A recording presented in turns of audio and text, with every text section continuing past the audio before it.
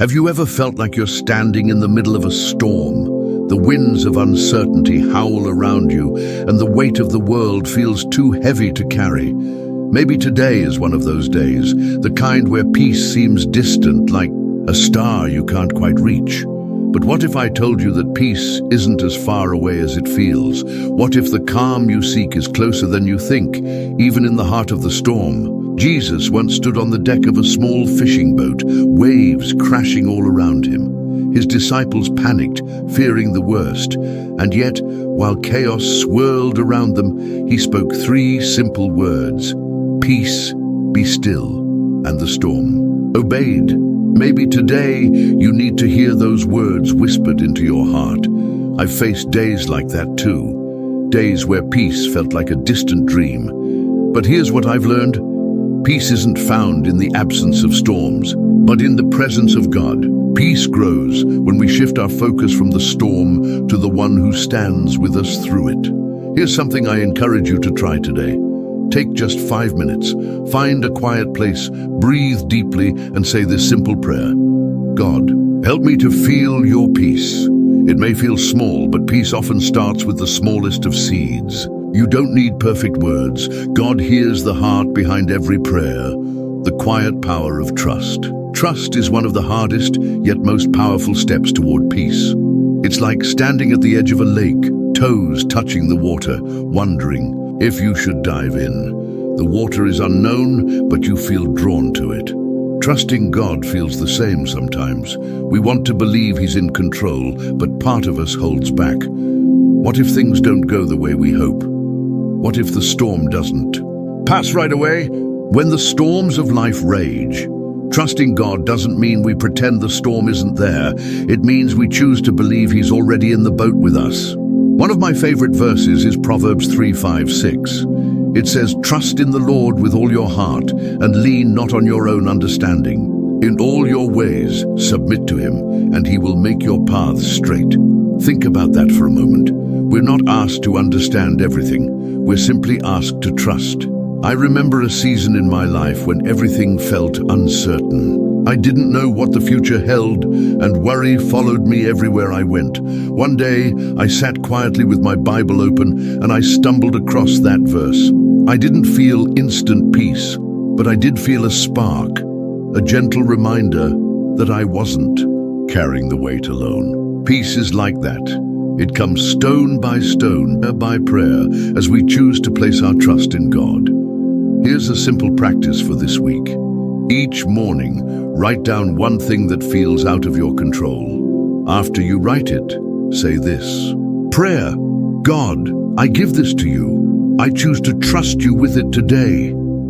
It may seem small, but trust builds with every step we take.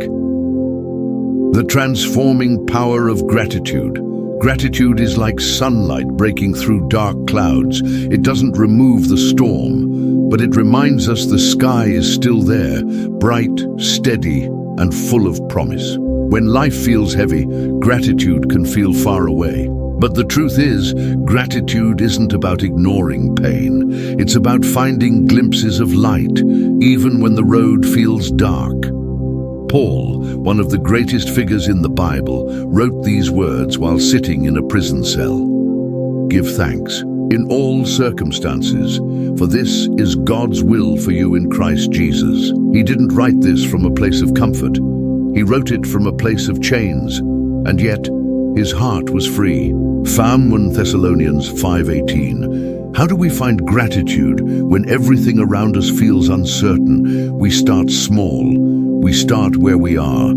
There was a season in my life when I struggled to see the good. Worry weighed on me, and every morning felt like a battle. One day, a friend challenged me to list 3 things I was thankful for each night before bed.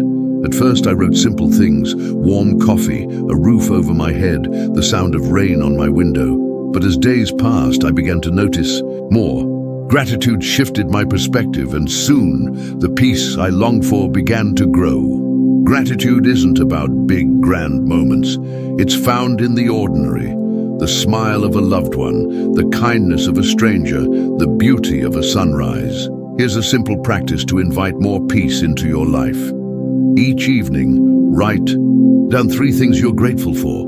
It doesn't have to be profound, just 3 moments that brought a glimmer of joy or comfort.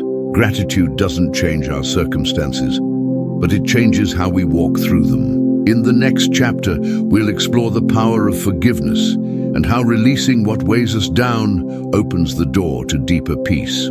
But for now, pause and reflect. What are 3 things you're thankful for today?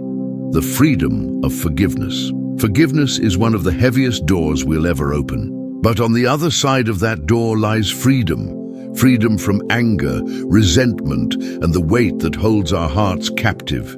Jesus knew this better than anyone. Hanging on the cross, in the midst of unimaginable pain, he spoke words that echo through eternity.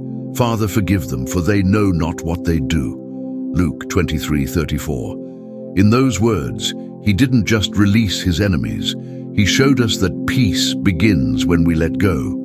Forgiving someone isn't about saying what happened was okay. It's about choosing not to let pain define your heart any longer. But forgiveness isn't just for others, it's for ourselves too. Sometimes the hardest person to forgive is the one staring back at us in the mirror. I remember holding onto resentment for years, believing that if I let go, I'd lose part of my identity. I thought my anger protected me, but in reality it was only building walls around my heart. One evening I prayed a simple prayer.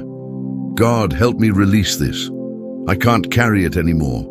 I didn't feel different overnight, but slowly, the walls began to fall, and with each brick I laid down, I felt lighter. Forgiveness is a process, not a moment. It happens day by day, choice by choice. And each time we choose it, peace steps closer. Here's something to try. Write down the name of someone, or maybe yourself, who you feel called to forgive. It might feel hard, but simply writing it down is a step forward. Then say this: God, I choose to release this. Help me walk in forgiveness today. Forgiveness may feel like the hardest thing to give, but it's the greatest gift you can offer your heart.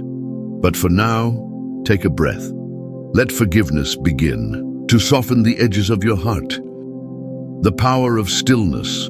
In a world filled with noise, stillness feels rare.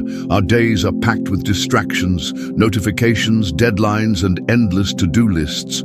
But peace often blooms in the quiet, in the moments when we pause long enough to listen. Psalm 46:10 invites us with simple yet profound words. Be still and know that I am God. Notice the sequence. Be still and then know. Sometimes clarity and peace come only after we step away from the chaos. Stillness isn't just physical.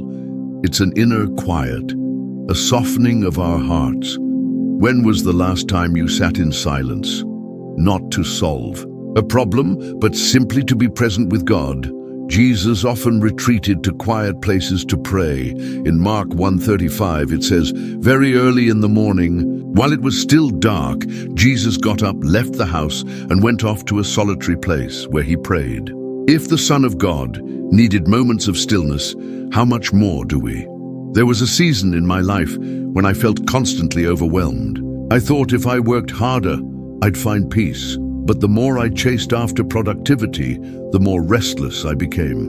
One afternoon, I sat outside under a tree, exhausted. I wasn't praying or reading, just sitting. And in that stillness, I felt something shift. Peace didn't come with words, it came with silence. Maybe that's what your heart needs today. Not more answers, but more stillness. A quiet space to simply be. Here's something to try. Find 5 minutes today to sit quietly, without your phone, without music, just 5 minutes. Breathe deeply and let the silence settle in. As you sit, whisper this prayer: God, meet me here in this quiet. It may feel small, but in those 5 minutes, you're opening a door to peace. But for now, take those 5 minutes. Let stillness be the gift your heart receives. Today, the strength of community. Peace isn't meant to be found alone. God designed us for connection, to walk together, to carry each other's burdens, and to find strength in community. Ecclesiastes 4:9-10 reminds us, "Two are better than one, because they have a good return for their labor. If either of them falls down, one can help the other up." There's a special kind of peace that comes when we realize we don't have to carry life's weight by ourselves. Sometimes God's answer to our prayers comes through the kindness of others. Maybe you've been trying to face your storms alone. I understand that feeling, the belief that asking for help might burden someone else. But the truth is, vulnerability opens the door to deeper relationships. And when we share our struggles, we create space for others to step in and lift us up. I remember a season when I felt isolated, even though I was surrounded by people. I thought I had to be strong and keep my problems to myself. But the more I withdrew, the heavier life became. One day, I opened up to a friend, sharing what I had been carrying in silence. To my surprise, they didn't try to fix it. They just listened. And in their listening, I felt peace return to my heart. Sometimes the greatest gift we can give someone is our presence. And sometimes the greatest gift we can receive is knowing we're not alone. Community is more than friendship. It's a reflection of God's heart. When we walk together, we reflect His love to the world around us. Section: Practical Reflection. Narrator: this week, take one small step toward community. Reach out to someone, a friend, family member, or someone from church, and ask how they're doing. Let that conversation remind you that peace often grows through connection. And if you're the one needing support, don't be afraid to share your heart. Vulnerability is the soil where peace can take root. The gift of surrender. We all want control. It feels safer, doesn't it? If we can control the outcome, we can avoid pain, prevent mistakes, and keep peace at arm's reach. But sometimes, peace doesn't come from holding on. It comes from letting go. Jesus himself showed us the power of surrender when he prayed in the Garden of Gethsemane. "Not my will, but yours be done." In that moment, he released his desire for control, trusting in the Father's perfect plan, even though it meant walking through unimaginable pain. Surrendering isn't about giving up. It's about letting go of what we can't control, so we can hold on to what matters most, the peace of knowing that God is in control. It's like a sailboat on the water. The boat doesn't control the wind, but by setting its sail in the right direction, it moves forward. When we surrender our will to God, we set our sail toward His peace.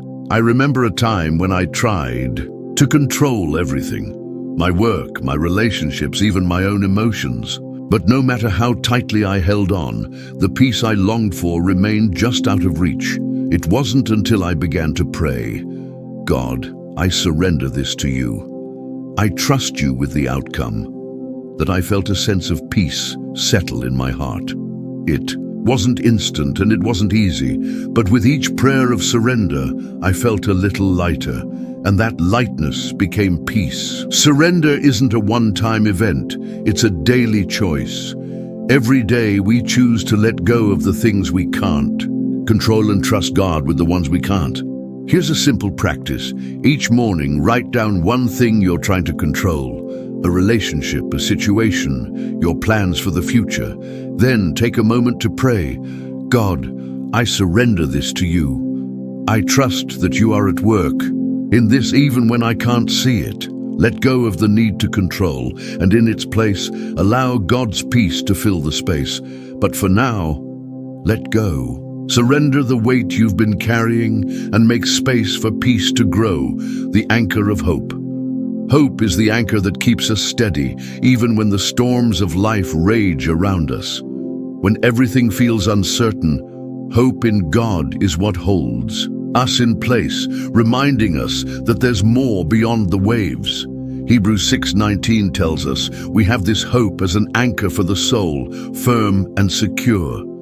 Hope isn't wishful thinking. It's the confident expectation that God's promises are true, that even in the darkest moments, He is working all things together for our good. Hope doesn't deny the presence of pain or difficulty. It simply chooses to believe that God's faithfulness is greater than our fears. This kind of hope isn't passive, it's active. It compels us to look beyond our circumstances and believe that even in our struggles, God has a plan. There was a time when I felt overwhelmed by the uncertainties in my life. I didn't know what the future would hold, and I feared that things might never improve. But one day, a friend reminded me that hope isn't about knowing all the answers. It's about trusting that God is with us, even in the unknown. I began to pray for hope. Not hope for the outcome I expected, but hope that no matter what happened, God would be there. Hope isn't always immediate. Sometimes it grows as we walk through the storm, but it always comes, like the first light after a long night. This week, take time to reflect on the areas where you need hope. Write down one situation that's weighing on your heart, and then pray this prayer. God, I trust that you are in control. My hope is in you. When you place your hope in God, you set your heart on an anchor that can't be shaken. The joy that transcends circumstances. Joy isn't about the absence of difficulties. It's about finding peace in the midst of them. It's about choosing to rejoice even when life isn't perfect, because true joy comes from a deep, unshakable place. The Apostle Paul wrote in Philippians 4:4, "Rejoice in the Lord always. I will say it again, rejoice." Notice the emphasis here. Paul didn't say, "Rejoice only when life is good." He said, "Always." In every season, joy is a choice we can make. Joy isn't dependent on external circumstances. It's a fruit of the Spirit, cultivated in the soil of peace. It comes from knowing that no matter what happens, God's love for us remains constant and unchanging. Jesus himself, in the midst of preparing his disciples for his departure, said in John 15:11, "I have told you this so that my joy may be in you and that your joy may be complete." Jesus offers us a joy that isn't fleeting but lasting. His joy is found in the relationship we have with him, in the security of his presence. I used to think that joy was only for the good times, that when things went wrong, I was supposed to be somber. But over time, I've learned that joy isn't about ignoring pain. It's about choosing to see the beauty and grace even in the difficult moments. I've experienced moments when, despite the challenges, something deep inside me would stir. A quiet joy that reminded me that God was with me. That joy didn't erase the struggle, but it made it bearable. Joy often comes when we stop looking at what we lack and begin appreciating what we have. It's found in the small moments, a smile from a friend, a kind word, or a beautiful sunset. This week, practice cultivating joy by intentionally looking for reasons to rejoice. Even in hard moments, find one thing to be thankful for and praise God for it. Write down one joy you experienced today, no matter how small, and thank God for it. You might be surprised how your perspective changes when you choose joy, trusting God's timing. One of the greatest sources of inner turmoil is the constant rush to make things happen on our own timeline. We want answers now, solutions immediately, and progress without delay. But God's timing isn't always our timing, and that's where peace is found.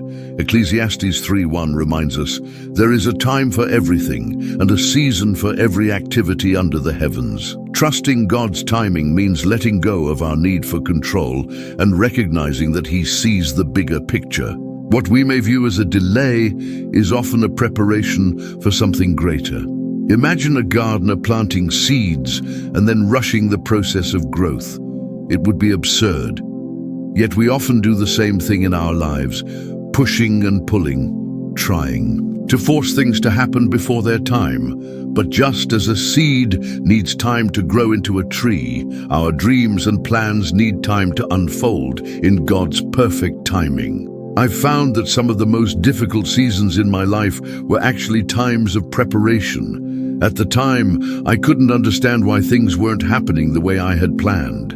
But as I look back, I see how God was working behind The scenes shaping me, teaching me, and preparing me for what was to come. It wasn't easy, it wasn't fast, but the peace I found came when I stopped trying to rush things and simply trusted that God's timing would be perfect. When we trust God's timing, we are saying, I trust you, Lord.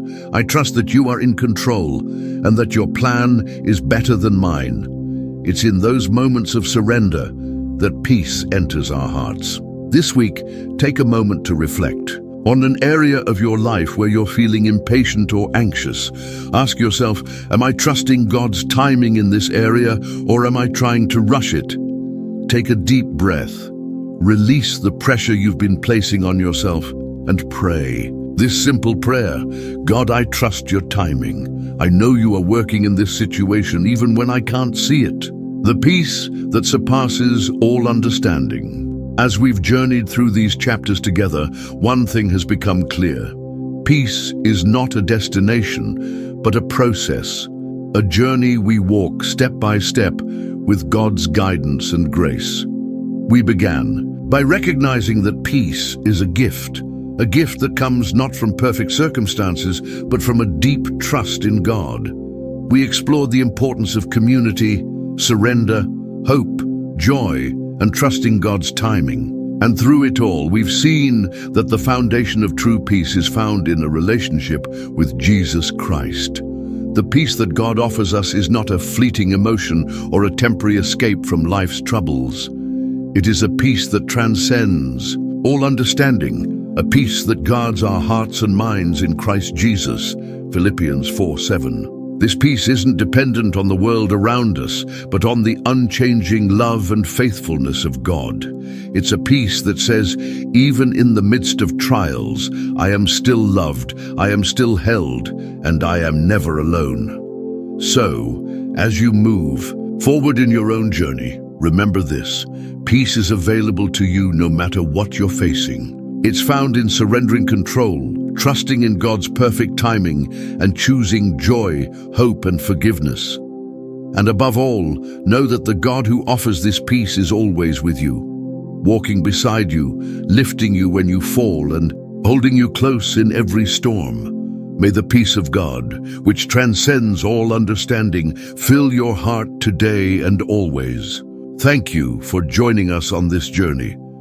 May you find lasting peace in every moment.